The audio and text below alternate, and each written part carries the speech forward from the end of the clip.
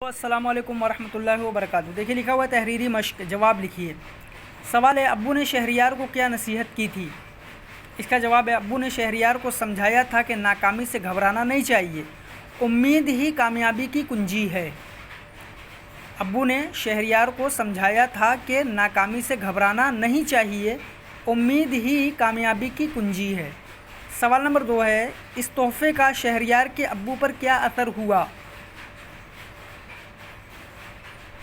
اس کا جواب ہے اس تحفے کو دیکھ کر شہریار کے ابو بہت خوش ہوئے اور ان کو سمجھ میں آ گیا کہ امید نہیں چھوڑنا چاہیے، ہے نا۔ اس تحفے کو دیکھ کر شہریار کے ابو بہت خوش ہوئے اور ان کو سمجھ میں آ گیا کہ امید نہیں چھوڑنا چاہیے۔ سوال نمبر 3 ہے، ابو نے تحفہ دیکھ کر کیا اعلان کیا؟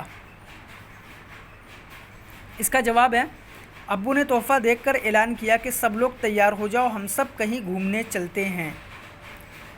ابو نے تحفہ دیکھ کر اعلان کیا کہ سب لوگ تیار ہو جاؤ، ہم سب کہیں گھومنے چلتے ہیں۔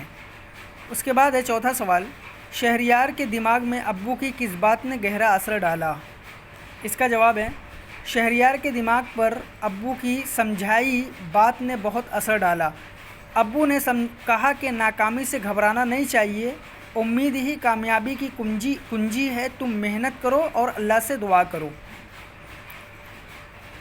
شہریار کے دماغ پر ابو کی سمجھائی بات نے بہت اثر ڈالا۔ ابو نے کہا ناکامی سے گھبرانا نہیں چاہیے، امید ہی کامیابی کی کنجی ہے، تم محنت کرو اللہ سے دعا کرو۔ اس کے بعد ہے امید کامیابی کی کنجی ہے، اس جملے سے کیا مراد ہے؟ اس کا جواب ہے اس سے مراد یہ ہے کہ امید کا دامن مت چھوڑو، مایوس نہ ہو بلکہ محنت کرو اور اللہ سے دعا کرو، انشاءاللہ ضرور کامیاب ہوگے۔ اس سے مراد یہ ہے کہ امید کا دامن مت چھوڑو، مایوس نہ ہو بلکہ محنت کرو اور اللہ سے